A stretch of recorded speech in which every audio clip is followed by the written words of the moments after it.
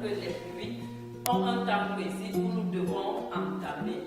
Maintenant, ce changement nous a bouleversé totalement.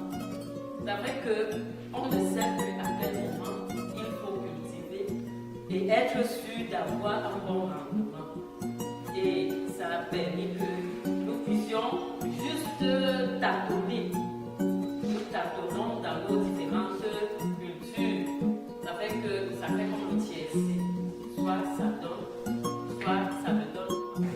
Le collectif africain pour la justice climatique à travers la CONTECOP, l'Assemblée populaire africaine sur le climat, donne la parole aux communautés les plus touchées par la crise climatique. C'est dans ce cadre que la Women Oriented Action for Change a organisé à Mebassa une rencontre de solidarité. Les femmes venues de Campo, Bonjo, Natigal et Kikot se sont réunies pour partager leur expérience et témoigner des impacts du changement climatique, des grands projets de développement sur leur vie et leurs moyens de subsistance. Vous savez qu'on utilise trop d'engrais pour les palmiers. Le palmier a pu à lui-même appauvrir le sol. Maintenant, y ajouter les engrais, c'est fini même encore plus le sol là. Qu'est-ce qui se passe avec les engrais?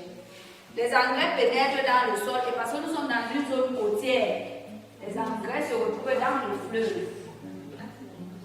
Nous sommes dans le fleuve Thème. Le fleuve Thème, c'est ce qu'on appelle dans le jargon de pêche, parce qu'on fait la pêche aussi. Dans le jargon de pêche, c'est une zone de frayère. Ça veut dire que c'est là-bas que les poissons se reproduisent.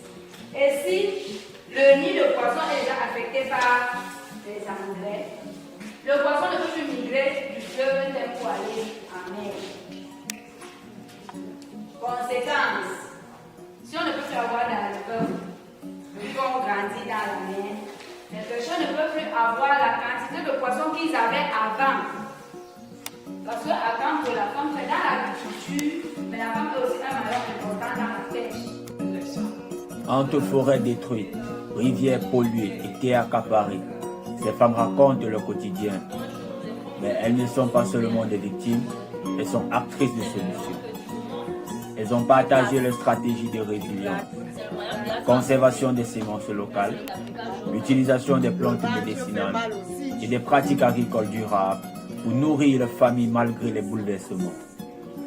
Leur message est clair, leurs voix doivent être entendues, respectées et intégrées dans les décisions de développement et de climat. Moi, c'est Paul Philomène. Je représente la communauté de Campo à cette réunion qui a été organisée par le WAC. Nous avons subi l'installation d'un grand projet d'une très grande envergure qui était la création d'une palmeraie de environ 60 000 hectares. Bon, au début, nous étions contents parce qu'il y avait beaucoup d'emplois qui étaient proposés, mais l'installation de cette palmeraie a fait beaucoup de soucis, créé beaucoup d'impact dans notre environnement. 60 000 hectares de forêt, c'est déjà très grand dans la destruction, même dans la perturbation de l'écologie et de l'écosystème. Parce qu'avec tous les arbres détruits, on a beaucoup de gaz carbonique, si on peut dire ça comme ça, qui a été émis dans l'air parce que les arbres qui sont censés contenir ces gaz carboniques ont disparu. La forêt qui était l'habitation des animaux a disparu et les animaux se retrouvent en divagation.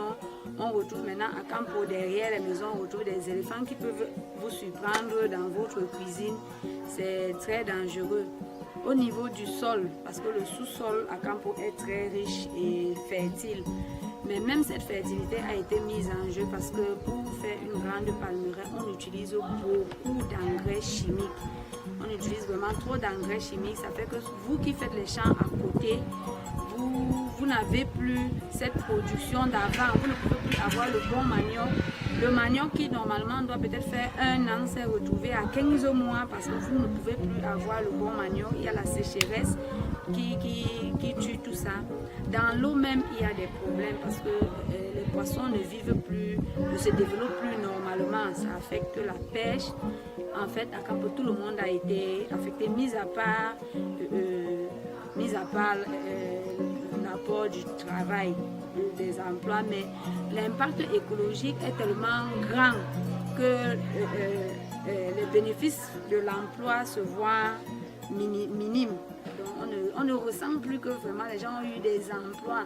Nous les femmes, dans notre agriculture, on ne réussit plus à avoir la bonne production et on n'a pas les bénéfices puisque on fait l'agriculture, c'est pour faire le commerce, soutenir les maris, soutenir les enfants pour la scolarité. Mais quand vous n'arrivez pas à avoir la bonne production dans l'agriculture, ça ne peut pas assurer